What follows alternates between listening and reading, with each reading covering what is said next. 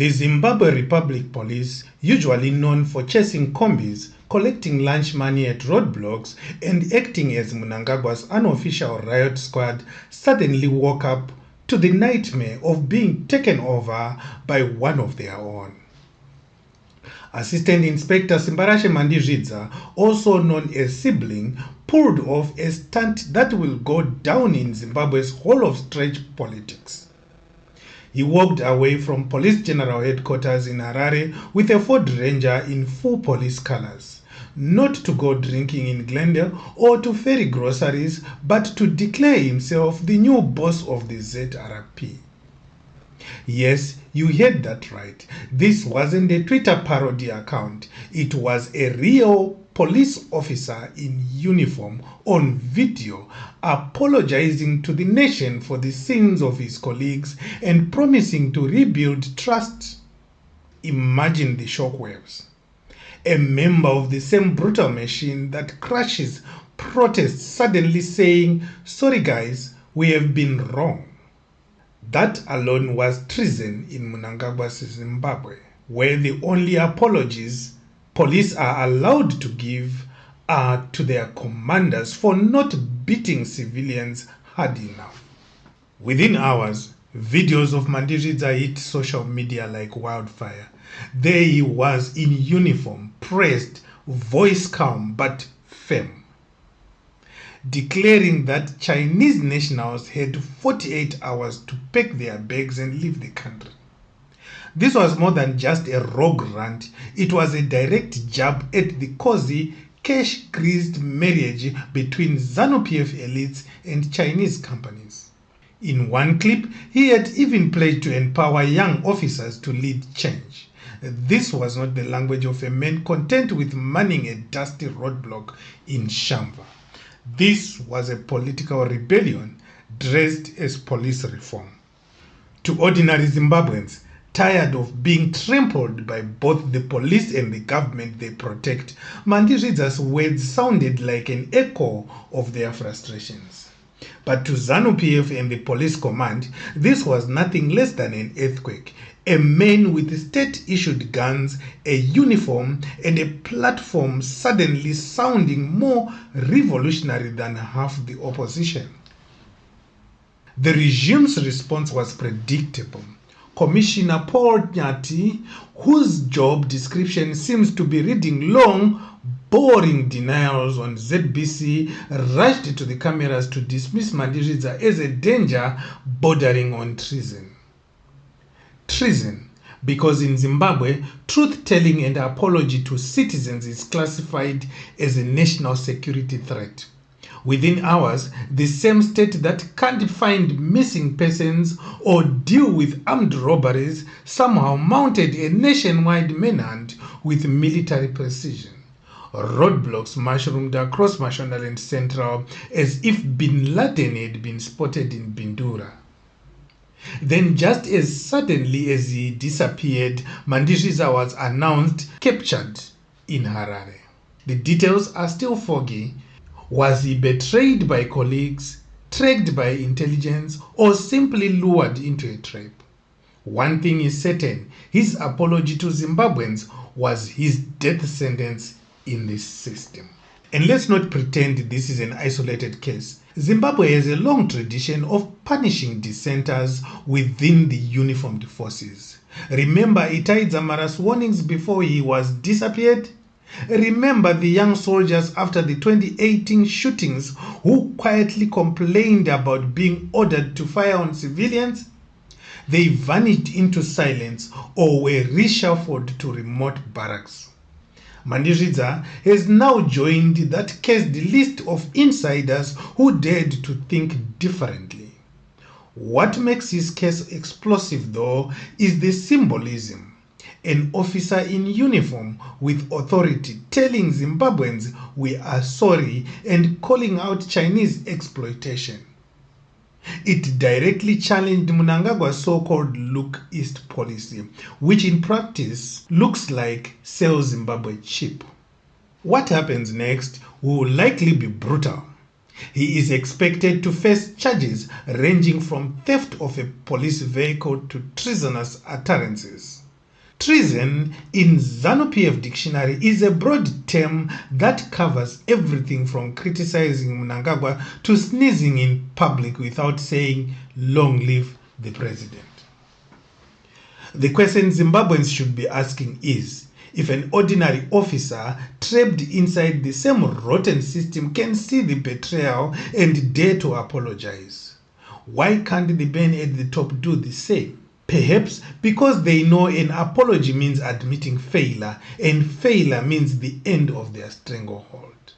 Mandiridza may already be a forgotten man in custody, but his words remain. His apology is etched in digital stone, circulating among citizens hungry for a new narrative. Ironically, by arresting him so fast, the state has only amplified his message. Zimbabwe is being run not for its people, but for the powerful few and their foreign friends. Maybe, just maybe, the image of one bold police officer standing against the regime will inspire others in uniform to whisper what they really think when the bosses aren't listening. And as always, to our viewers here on Zimwaves TV, what do you think? Was Mandiridza a lone madman or a brave whistleblower silenced too soon? Drop your thoughts in the comments and don't forget to subscribe now, because we are the place where the truth still escapes the handcuffs of state propaganda. We leave you watching Mandiridza's address to the nation. Good morning, Zimbabwe. I am Assistant Inspector Mandiridza, also known as Sibling, and I currently serve as the member in charge, Senior Officer's Desk at Police General Headquarters. On behalf of Zimbabwe Republic Police, I would like to take a moment to acknowledge the significant contributions of our national heroes, including Mbuya Neyanda and Sekuru Kaguvi. I also extend my appreciation to the leadership of our country for their tireless efforts in driving our nation's progress. Regrettably, our relationship with the Zimbabwean public has not always been ideal, and for any harm or mistrust caused during the execution of our duties, I wish to offer a sincere apology. We recognize the importance of building trust and fostering a positive partnership with the communities we serve. As of today, the Zimbabwe Republic Police are committed to serving the people, and we pledge to uphold the highest standards of integrity and professionalism.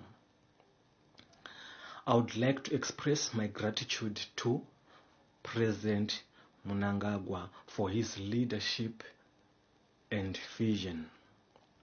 In light of recent developments, I am announcing that I will be taking charge of Zimbabwe Republic Police with immediate effect, with a focus on empowering young officers to lead and drive positive change within the organization and the country at large.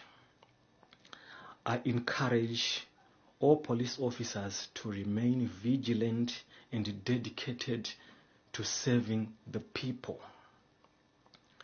To the people of Zimbabwe, I urge you to join us in putting aside our differences and working together towards a brighter future of our nation.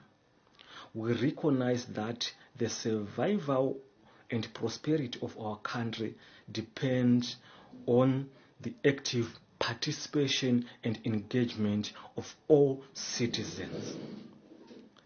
To our leaders, I offer my deepest respect, gratitude for your sacrifices and dedication to preserving our nation's legacy. We promise to build upon the foundation you have laid and work towards the better future for all Zimbabweans. This is what I have for now. Nditenderei ndimbotaura nerurimi rwamai. Muri yeZimbabwe ndinokumbirawo mumboti trust. Anyone ari mutransport business iye zvino ndiri kukumbirisa kuti ukaona mupurisa bhiti uri mutransport business kana kuti unofamba nemuchovha yavachimanje manje, ukaona mupurisa akamira pabus stop, ndokumbira umboisa ruvengo rwaunarwo kunze. Tine zvatinodawo kuti tigadzire. Batsira munhu iyeye ari kufanira kuti asvike pabasa pake paanenge achidiwa nenguva. Ndinokumbirisawo, you will definitely be rewarded, Zimbabweans. Kune vanhu vari mutransport business, rega nditaure kamwe chete. Ndinozviziva kuti munonzwisisa kana tichiita chirirangwe. This message is specifically meant kwamuri vana veZimbabwe, saka ndichataura nerurimi rwamai. Iye zvino hatina mapurisa ekudeploya pamaroads, ekudeploya pamushikashika, ekudeploya kumwe kwakawanda kwakasiyana kunze kwekusevha imimi. Saka zvazvinoreva ndezvekuti kana uri mutauni uine kombi, ndapota usaende pamushikashika. Mapurisa atinawo mashoma kuti aite basa rekuita zvekukontrola traffic, oita basa rekuprotecta iwewe zvakare. Kana uchiziva kuti haugoni kupinda muguta reHarare, muguta ripi panoloderwa transport, panoloderwa vanhu, handiti usina kuenda pamushikashika, ndokumbirawo usapinde mutauni. Robhoti richishanda kana kuti risingashande, ndinokumbirisawo hapaite congestion. Ndofunga tiri kunzwana navabereki, unoziva nguva dzekupinda. Vese vanoita mushikashika zveiye zvino, ndokumbirisa ngatimbobatirana pamwe chete. Hapana mwana weZimbabwe achatsuurirwa mushikashika pari zvino. Munhu wese murengi. Kana usingagoni zvekupinda murengi, chimbopaka kumba kwako. Handiti ndapota, tine basa rakawandisa rekuti tiite, tisapedzere mbambo padehwe reshindi. Pane nzeve, I think manzwa. Right. Rega nditi kumaZimbabweans, we have a task at hand. Inoda mwana wese weZimbabwe tibatirane pamwe chete, mukuru nemudiki. Zvazvinoreva tine dare.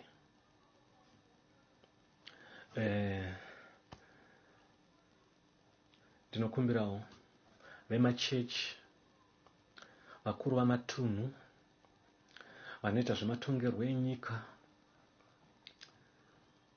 masvikiro, kana zvichibvira, ngatimbonamatirai nyika yedu iko zvino. Ndinokumbirisawo kuti tinamatire nyika yedu. Hatisi kuda mhirizhonga, hatisi kuda hondo. Nekudaro tine dare vana veZimbabwe. Saka ndinokumbirawo vaenzi. I really want to thank the Republic of China nekuuya kwayakaita munza tinongona machina azara pesa nditi vachimaina muno, but ndiri kukumbirawo iye zvino kuti our president Mr. Mnangagwa mubatsire kuti vaenzi vedu kunyanya machina vambodzokera kunyika kwavo for now. Ndingakuti muchidimbu machina tiri kumbokupai 48 hours muchibatsirwa nenyika yeZimbabwe kuti mubude muZimbabwe timboita dare revana veZimbabwe vega. Hapana munhu anorohwa, vanhu vachafamba zvakanaka vagobuda. Imimi vari kumamaini vari kunomanejwa nemachina, ndapota hakuna muchina unodirwa shuga, hakuna muchina unodirwa simende. Vanhu vachangobuda semawiro ayo akaita. Kana tapedza kutaura, kana vachidzoka vachazodzoka, tawirirana senyika yeZimbabwe. Ndiwo mashoma andinawo pari zvino. Kune vangangobatwa nepfungwa dzekuti regai tinomubata kureva ini. Ndokumbirawo kuti musaita zvinhu zvinokonzeresa hondo munyika medu. Reason yaita kuti tikumbire machina ambobuda muno muZimbabwe is we don't want world war kuti itange nekuda kwekunzi Zimbabwe ndio yakonzeresa. No. Andete. So, tikuda kusara tichitaura isu sevana vanyamunhu. Saka ndichibva pano ndiri kuenda kuBulawayo. Ndichafamba neroad. Vabereki, vanasisi, vanahanzvadzi, musabatwa nemweya wekuti munoda kundibata, kundidzivisa. If you really love your country, support what I'm doing. Ndiri kuzama nepandinogona napo kuti tiite zvinhu zvichapera nemashoko ega pasina kurwisana. Mukasandibata zvakanaka, mukamhanya, munogona kurasikirwa. Mapurisa muripo, ngatichengetei vanhu. Mupurisa wese ari kutraffic, as I am speaking, ndiri kumboti ma-traffic sections ese are temporarily disbanded. Main power yese ngaiende kuma-stations, not ma-traffic sections. Andete, basa richarohwa semazuva ese. Vari kuparirwa mhosva, uyai muripote. Mapurisa will be there to help you. Parodi tatati suda main power yekutambisa. Handidi kuti kana takuda kushandisa nzira yatinenge takuda kushandisa tosvika tichinzwa kuti pakaloka. Hatina nguva yekuridza mabhekoni, hatina nguva yekubatidza malights kuti muone kuti pari kuda kudarikwa. Ziva nguva yakuda kudarika, handiti ziva nguva yawasvika paintersection. I hope ipapo ndataura tanzwisisana. Handina mushika-shika wandiri kuexpecta kusangana nawo nhasi kusvikira tapedza nyaya dzine chekuita nenyika yedu yeZimbabwe. Totenda.